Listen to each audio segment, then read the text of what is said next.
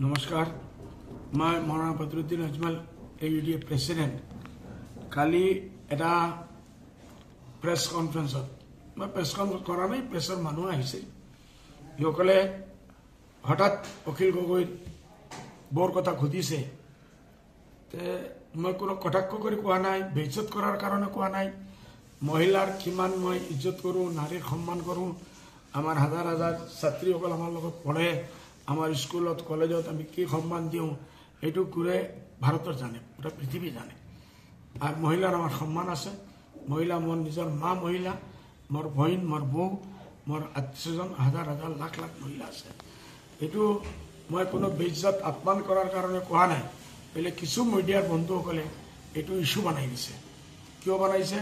I don't know what is their intention but যদি এই news পাই অখিল গগৈ वाइफे যদি মনটো হার্ট হয়েছে দুঃখ পাইছে বেয়া পাইছে বা কোনো মহিলাই এই নিউজ দেখি যদি বেয়া পাইছে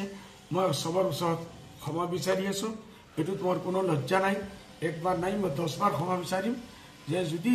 কোনো এজন মানুহৰ মনত দুখ দি আছো এইসকলে এটু পাহৰি যাব লাগে আর এটু ইস্যু নবনাব লাগে এটু পলিটিক্যাল ইস্যু হ'ব নালাগে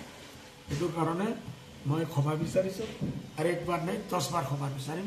मोर कोनो आपत्ति नहीं कोनो लज्जा नहीं ओके थैंक यू धन्यवाद नमस्कार।